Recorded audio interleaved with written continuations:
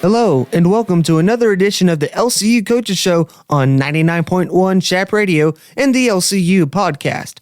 I'm Brendan Riker, and I am joined by LCU head men's soccer coach Collin. Coach, how are you today? Doing good. It was a good weekend, so happy. Yeah, it was. I can attest that it was a good weekend indeed. Let's start by recapping. Starting on Thursday, though, the LCU Chaparrals hosted RMAC opponent South Dakota Mines and won 5-1 for the largest offensive outing of the season. Simon Gietchi scores 2 goals in this match, and Pablo Galetier Diaz, Enzo Jaquez, and Joseph Abraham each scored 1 as well. Coach, what did you see out of this match against South Dakota Mines? Yeah, I mean, obviously that game was a good win, but it was also the guys having to respond to some changes. We expected to be able to play them at night here, and the weather obviously was an issue, so we decided to move the game up.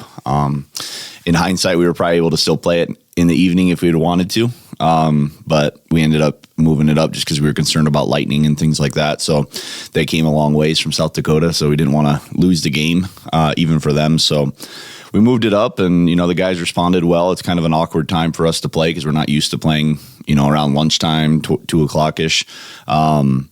So, yeah, the guys responded well to that, and I thought came out and, played a good game. There were moments where I think we could have done a little bit better and executed a little bit better. But it can be hard sometimes when, I thought our team was the better team overall. And so sometimes it can be hard to step up to the team standard that you're playing against. And, so I think we saw a little bit of immaturity come out, but at the end of the day, we got a good win, and I'm proud of the guys for scoring, and your boy Pablo scored a goal. So we're excited about that. I was very excited to see him net his first goal of the season. And then on Saturday, he nets the lone goal of that match against Northwest Nazarene about 4 minutes into the match. It was the first meeting in school history between LCU and Northwest Nazarene, a team that last year was in the NCAA regional final, and they were part of a very solid conference in the great Northern Athletic Conference. But again, this was a 1-0 win. Diaz scores the only goal of the game. It was very gritty, and it just seemed like with every passing second, the intensity just kept ramping up and ramping up. How were your guys able to stay on top of this one? Yeah, a 1-0 lead is never very comfortable. And so, I'm really, really proud of the guys for getting a clean sheet in that game because, like South Dakota Mines, we didn't get a clean sheet. And so getting a clean sheet was really important for us in that game. The other thing for me about that game was we were able to see a lot of our principles that we've been working on come out. If you watch the game and you watch the game over, like you see a lot of really, really positive things in the way that we're building and the way that we're building through the midfield and then going forward. So it was actually a really encouraging game because I was a little bit nervous just because, I thought, we come off of a pretty easy, I guess, kind of win against South Dakota Mines, and you can come into that game thinking, it's just going to be the same type of game, and it's not. And we knew it wasn't, but in your mind, sometimes it can be. And the guys responded really, really well. And they stuck to our game plan, and we changed some things for that game just specifically for Northwest Nazarene, and I think those things worked really well. And we ended up getting that early goal. But like you're saying, holding on to a 1-0 win or a 1-0 lead throughout the game is really tough. And they had some good chances. I mean, obviously they had that penalty that Tom came up huge and made the save. So glad the guys came out with a win on that one. Would you say the team's focus at this point of the season is at a better stage than it was at this point last season? I'd say we're very different. I think we're a lot deeper this year than we were last year. There was a lot of newness last year, new coach, new system, a lot of new players. But the reality is this year we still also have a lot of new players, a lot of new faces. So it's like we have a lot of transfers and things like that, so they're a little bit older, but it's still new. You're still teaching them a new system. They're all coming from different ways of playing wherever they played at, and then coming here, everything's new and you're teaching it again. So, obviously win-wise, yeah, we're ahead of where we were last year. I think if I heard right, this is the best start for our program and in D2 history. So that's all positive things. But there's things still you as a coach that you see that you want to improve and get better at. And I think if we can figure those things out and do those things, this team can be very good. You mentioned him briefly, but goalkeeper Tom Alves had an exceptional game against Northwest Nazarene, including the save that was a penalty kick, and he's able to block it, and defense clears it out. And that was a big save right there that very easily could change the momentum of the game and obviously would have tied the game. He had eight total saves on Saturday. What were your thoughts on his performance in that game? Yeah, I thought Tom played a really good game. He was a lot more confident building out of the back, which is something that we require out of our goalkeepers. You can't just be a shot stopper, which he's very good at. But we ask them to add things to their tool belt is kind of what we talk about. And one of the tools we said, look, you're lacking and that you need to grow in is being able to play with your feet and build out of the back under a lot of pressure.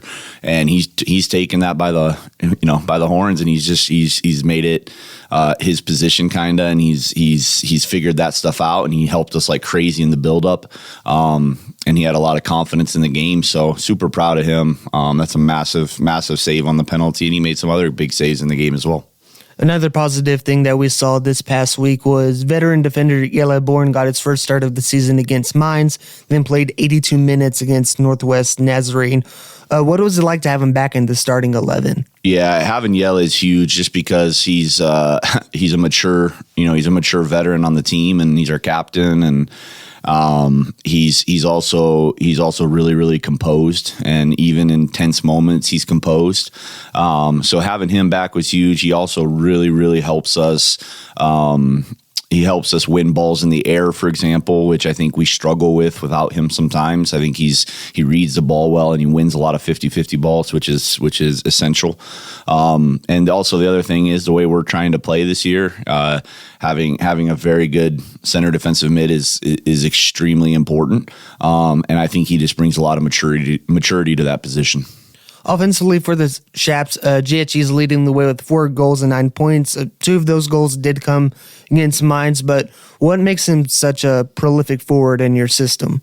Yeah, Simon's a special player. I mean, he's a goal scorer. If you get him the ball in the box and he has any type of room to shoot, he's gonna shoot. And you want that in a forward, you know what I mean? Like sometimes you're like, oh, I wish you would have passed that ball. Maybe there's a more wide open player, but then he'll shoot a ball and he'll score in a situation that you're like, how did he do that? So, no, Simon's a very good player. He's dangerous in and around the 18. And so when we're able to create opportunities to get him the ball in that area, we're pretty confident that he'll score.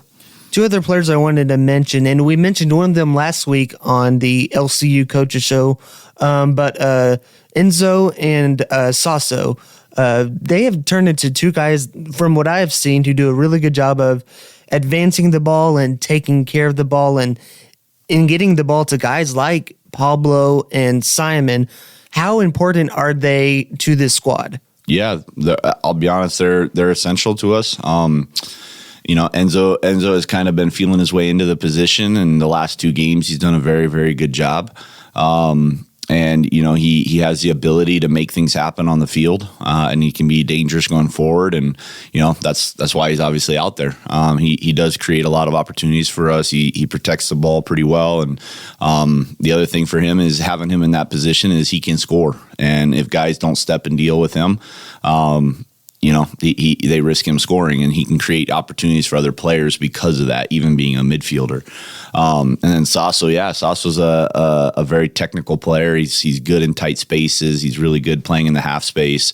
And he's really, really figured out his role as well in terms of what he brings to the game.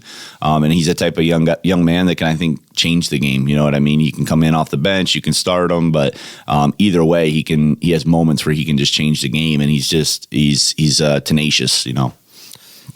This may be a guy that we have already mentioned, but so far, who's been a player that has impressed you the most since the start of the season? Ooh, that's a good question. we have a lot of new guys that are stepping up in roles that were filled by, older guys last year that aren't here anymore. Like Tarek, for example, we're replacing a lot of goals with a guy like Simon, and Simon's a similar stature guy, plays different, but like kind of a similar personality as Tarek. So, Simon's done some big things for us. Pablo and those guys obviously are key guys, but historically they've been key guys. But then you also have Nako, who transferred here, from Winthrop, came here, and he seems to find his way causing problems every single game. Whether it's in the way that we play or if it's a little bit unconventional in the way that he does stuff, like he manages to cause problems. And like that goal that we scored against Northwest Naz, it's just a 50-50 ball that came down, and he just instantly shot it, and it hits the post and comes back out, and Pablo bangs it home. So, he finds a way to cause backlines problems. And, I think that's been a really good thing for us, that you can't just key in on one person against us. You have to deal with 3 to 4 different guys, constantly. And I think that's a really big positive. Well, looking forward to this week for the Chaps. LCU will be playing Lone Star Conference opponents that will not count to the conference standing. So you'll play 3 of them, but again, they won't be on the conference record. But first up, it's the rivalry on the range as the Chaps travel to Canyon to face West Texas A&M Wednesday at 7 p.m. And Coach, this is a program that is very consistent and garners a lot of respect from around the conference. What are you expecting from WT on Wednesday? Yeah, WT is obviously a constant powerhouse. They're very, very well coached. They're well organized. So, this is a big game. It's a big test for us to kind of see, where we're at. It's also on the road, which obviously, is hard sometimes to go to other people's places and play. But it's a good test for us. We're really excited about it. I think that the guys are coming off of a big win, and I hope that, they train well today and tomorrow, and then, we go into this game with a lot of confidence.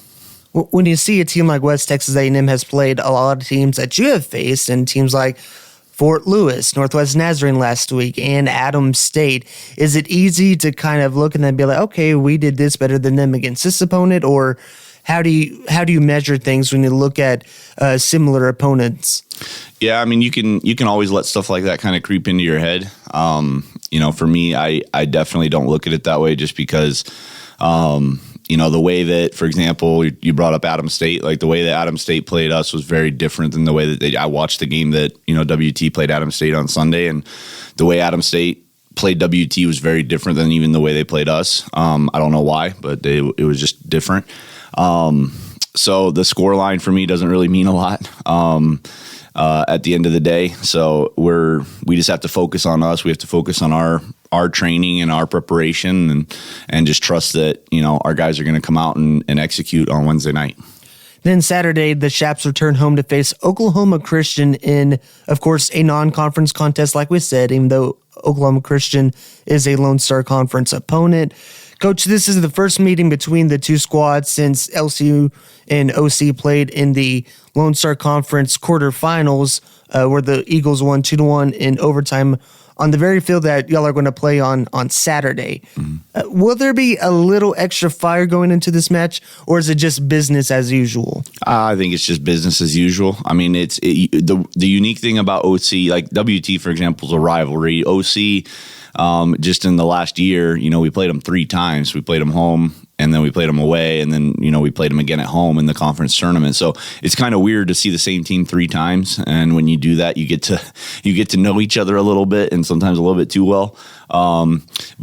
Saturday is just another game, and we're going to worry about ourselves, and we're going to worry about preparing well for it, and just trying to put a good brand of football on the field, and just trust that our principles and what we're trying to do are going to be good, and prepare well for that game.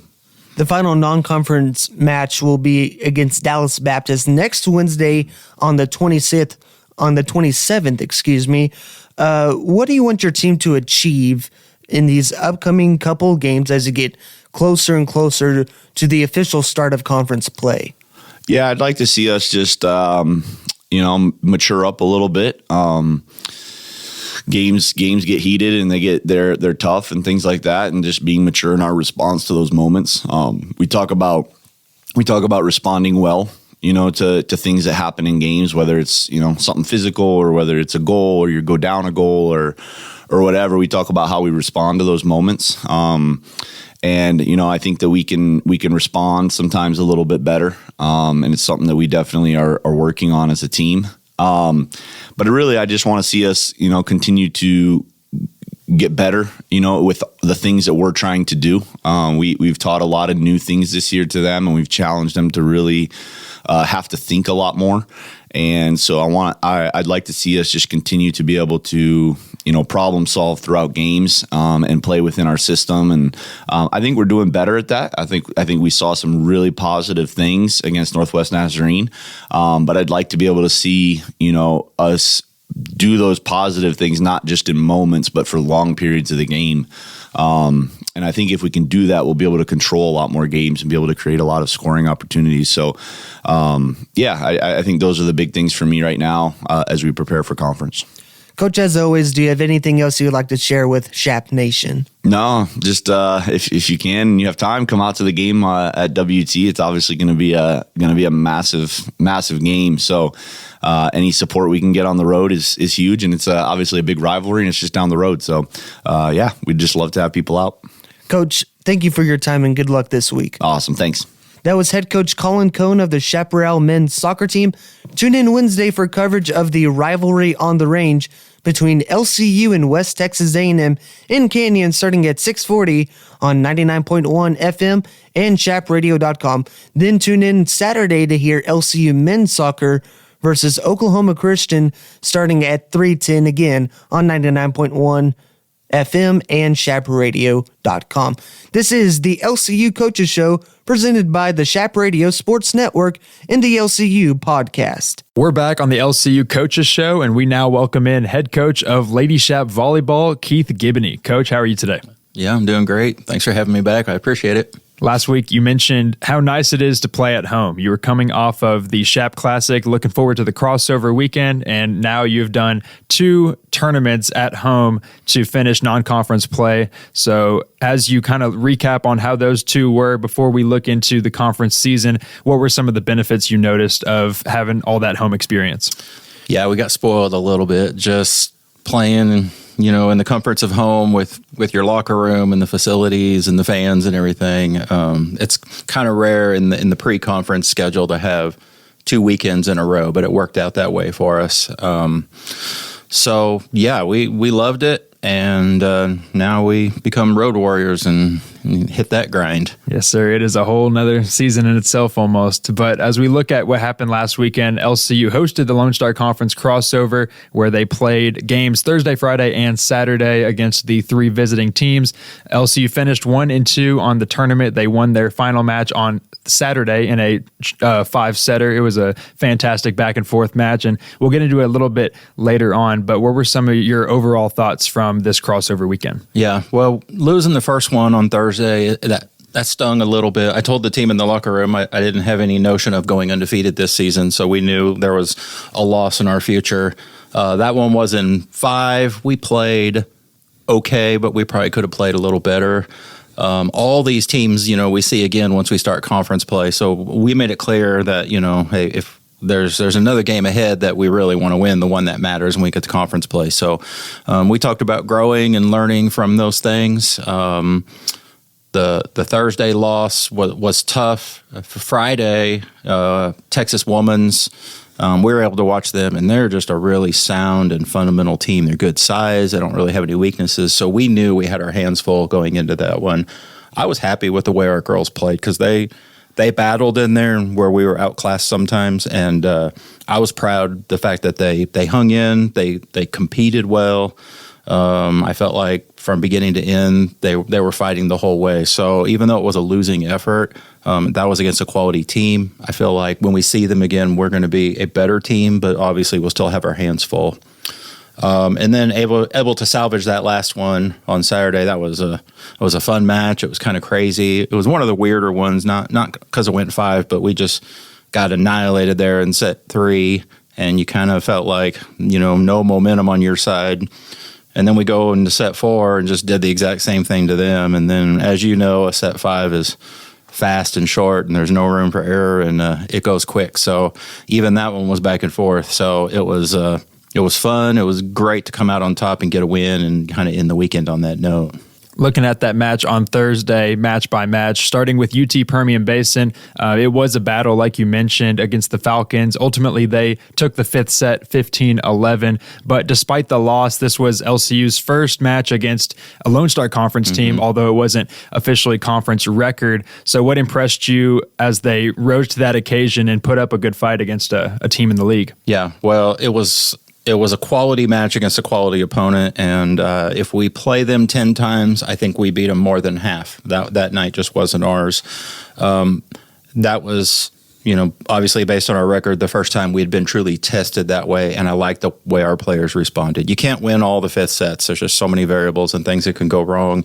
You kind of have to be at peace with how they turn out, and we got off to a slow start in that 5th set. But this team, they compete well. There's a lot of fight in them. They play for each other. Those are just some of the intangible things that I feel like win you some of those close ones. And that was probably a trait we didn't see enough last year. So we feel good about, kind of the effort side of things. This past Friday, the Lady Chaps, they took one on the chin, 3 sets to Texas women's. And you mentioned facing a test, that true first test of the season. So what are some of those benefits of taking a tough loss, your first 3-set loss of the year like this, in this fashion, and then having that, callous the mind for the rest of the season? Yeah. I mean, at the beginning of the year, we talk about how, it's going to be a season of ups and downs, and how are we going to handle those? And so, going into the whole weekend 7-0 and then facing these opponents, we had no, false illusions about how things can turn out. And I just try to present everything as a growth opportunity for them. I don't like losing, but I'm at peace with it if I feel like we're playing at a high level and we're competing well. And so that's kind of been the focus there, when that one didn't go our way. And like you said, we did take it on the chin against a quality team. We try to look for the positives in there. And that's what we talked about in the locker room, how we're not going to take this one too hard. We're going to bounce back. We still got work to do. And I think they totally agreed with that sentiment, and then turn around on Saturday and try to do it all over again. Exactly. And it was certainly a bounce back, like you mentioned, ending on a high note. And it felt like a pretty emotional back and forth match. It was, trading sets through the first 4, but LCU responding from, a tough 3rd set, getting that 4th set. What was the momentum like in the atmosphere, as well as just the mindset and the morale of the team as you headed into that 5th set? Yeah. Well, going into set 4 after kind of getting it handed to us in set 3, we changed the lineup quite a bit. We put in one of our junior college transfers, Lacey Schooley, and I said, all right, we're going to try this. We'll see if it works. And all of a sudden, things clicked and went pretty well. So that gave them a good amount of confidence they needed. Going into it as a coach, you don't know if those adjustments are going to pay off or not. We don't have any, intel beyond our players. We're just trying different options. So after set 4, it's anybody's game. And I actually called a core of the girls together, and I empowered them a little bit and said, all right, set 5, here we go. Do you want to go with the same lineup we just went with, even though it's very different, or do you want to go back to what we've done? And they said, they all kind of thought about it. They didn't feel certain. I think they were surprised I was even giving them the choice, because that's not normally something I'm going to consult with them on. But they said, no, let's try it and keep that same lineup as set 4 and go with it. And it paid off. And one of the ways it was Lacey Schooley, who started a little bit in the first set, but then didn't play again. And then we put her in to go play right side and get some swings for us. And her stats were minimal because she only played in 2+ sets. But, what she did was incredible. And she just didn't make mistakes. She got kills. She got blocks. She was holding on the serve line on set 4 and set 5. So one of the small things nobody sees, and we talked about in the locker room, was her. She made a difference there. And that was really good for her to get that experience and kind of get that opportunity, and she made the most of it. So I was really proud of the way it worked out there. That's interesting that you mentioned you kind of turned to some of the captains on that team and were asking for their input. Have you seen yourself kind of grow in that confidence? And you mentioned relationships before, getting more familiar with these players after 3 years. Are you going to be able to see that grow even more now as we get to the rest of the season? Yeah, definitely. And that's a good question because that's kind of what I led into with describing set 4 and 5. But some of these girls, we're in year 3 with them. And, it's not just in the fall. I mean, you're with these girls year round. They work summer camps. You're in the car with them. You're sharing meals. And so you just get to know them on a very personal level. And by doing so, you have an element of trust. And I probably, as I've gotten older as a coach, I try to empower the players more, especially the captains, but just the seniors or the ones who are out on the court more often. And I get their opinion. What do you think? If you had to put in a lineup tomorrow, what would you do? And I have these little conversations one-on-one or with 2 of them and get their opinion. And then we really try to value that opinion and use it where it's possible. So that was definitely a unique situation. I've never gone to a team before and said, what lineup do you want to use? So that was the first time. And like I said, they were pretty surprised by it. And one of the girls was Lily Bickley, who's only a sophomore, but she's one of the ones I moved to a different position by going to that lineup. And I knew it was going to rock her world a little bit. And we gave her a pep talk before set 4. It said, hey, you've got this. We worked on it last spring. I trust you.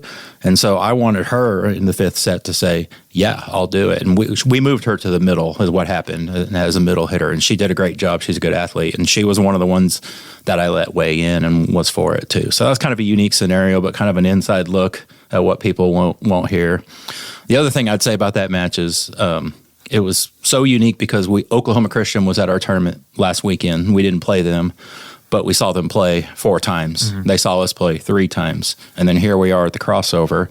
And what ended up being a pretty critical match because both of us were 0-2 going in it. But then one other thing you had to consider is we're going there this weekend. So there were a lot of variables there. And that coach, I know him really well. We go way back. I was even joking with him between sets during the switchover. One time I said, we're doing everything we can to lose this thing, and you guys refuse to let us. And he was kind of laughing at that. But we had this friendship so we can kind of have that banter through all the competition and everything. So in all respects, it was fun, especially getting the win. So, it was a great day. Yeah, that was my next point. LCU now transitions into conference play, and they'll start things on Friday in Arkansas Fort Smith, taking on the Lions, but then they'll turn around on Saturday in Oklahoma City. So this time facing the Eagles on the road. Right. From the coaching perspective, how are you going to be able to make any adjustments to what your normal game plan would be with the fact that it's the first road trip of the conference season and you just played them? Yeah, well, there's a few things we approach. Practice this week, we kind of approach the same. We took requests yesterday in practice and said, what do you guys want to work on? And we've already done our practice plan for this afternoon, and we're going to focus on some of those things that they specifically asked for. We'll have a conversation about the new season. Hey, we're 8-2. We're really proud, but the other record is 0-0. And that all starts over. And while we're proud of that 8-2, we got another record to build on. And it's pretty critical, especially when you're opening up on the road, 2 quality teams. One of them, it took everything we had to beat them in a 5th set at home, and then you're on the road in a whole different environment. So there's a challenge there before us, but it's also probably one of our longer trips. Fort Smith, Arkansas is not right around the corner, so that's a hefty bus trip on Thursday. We'll practice beforehand. We'll get a little gym time on Friday morning, and then hopefully be our best on Friday night when we take the court. And then the other part about the volleyball schedule is it's kind of a grind because you play. That match ends at 9 o'clock. We grab dinner, and then we got to be in Oklahoma City as soon as possible. So we're right on that bus heading back west, get to Oklahoma City to turn around and play immediately the next day. So that's where the road trip is always difficult, but that's just another element to the Friday night, Saturday turnaround. It's pretty quick. And despite entering the conference season with this 8-2 record, it's very respectable amongst the standings of the league. But like you mentioned, there's still that hunger and maybe underdog mentality entering a very competitive Lone Star Conference. So for a team that may not be the oldest compared to just having, 2 seniors on the team, what are some of your expectations of the team to maintain that mentality as we, get the season underway on the road? Yeah, that's a good question. One thing that we're trying to communicate and instill in them is that we're trying to never stop improve, where you're at.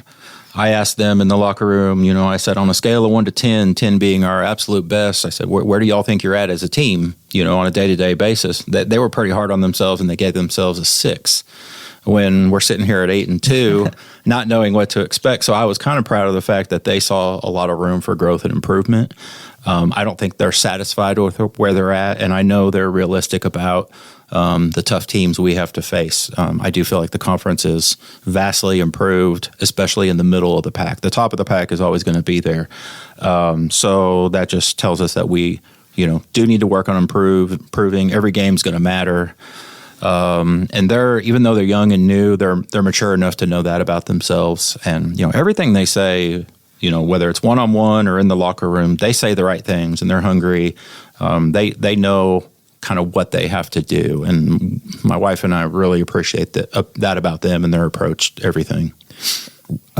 With the season coming up, the conference season, getting ready for the first road trip, what is a message to the rest of this conference about what this team is capable of, despite some of the teams you've played already and then the performances you've had against the conference teams?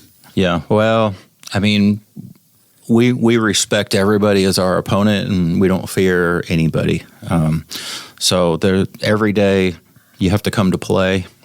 We have the defending national champs in our conference in West Texas, but we beat them 2 years ago at our place. So, there's some powerful teams out there, and there's some teams that we're probably better than on paper, but none of that matters until you show up and actually play, and you have to execute and get it done. And I think we've worked hard to instill that in them, that having this mental toughness about them, but you still have to do what it takes to get those wins. And another side note, like Arkansas Fort Smith was our first conference game last year, and that was in our gym, and we were up 2-0 and lost in 5. And that was probably the toughest loss in my mind we had all year, just because in our gym, first conference match, to be up 2-0 and then not be able to pull it off, that was a little bit of a restless night after that, and it stung. And so going back to their place, I remember that. I know our returners are going to remember that too. So that's just another extra motivation to maybe try to make that right or steal one back from them. Just lots to look forward to. Yeah, I was just about to mention, what are the most things you're looking forward to and excited to see, not only this weekend, but getting ready for the conference season? Yeah, it's when you get to this point, it's always fun. I mean, we watch scores. We do picks just for fun about what other teams are going to do. So it kind of adds to the competitive element of the entire season. So I really enjoy every aspect of it. The losses aren't fun, but just the competitiveness where you get out there every night and there's a lot riding on it. The whole experience of just traveling as a team and getting to be together, have these experiences, compete, going through the trials and errors, and then, hopefully coming out on top most of the time, but learning all those lessons. That's kind of how you sum up an entire season. It's always a good experience. And doing it with the group we have, getting to coach with my wife, getting to coach for LCU and represent this school. The whole experience it doesn't feel like a job to me. It's just something I get to do. And when you work with these kind of kids, we coach them hard and we demand a lot of them, but that this is what they want. They want to compete, and the whole thing just makes it really rewarding to both my wife and I as coaches for these girls. Yeah, well, we're excited to see the rest of the way for the conference season. As I mentioned, the Lady Chaps will be on the road in Fort Smith, Arkansas, taking on Arkansas Fort Smith this Friday, and then the following Saturday back in Oklahoma City, taking on Oklahoma Christian. Then first match back in Lone Star Conference play here in Lubbock the following Friday, September 29th against Dallas Baptist. So, Coach, we're looking forward to seeing the results, and thank you again for joining us. Thanks so much. We appreciate it. That was LCU Volleyball head coach Keith Giboney. Thank you for tuning in to another episode of the LCU Coaches Show, whether it be live on 99.1 FM or chapradio.com. Be sure to tune in next week at the same time.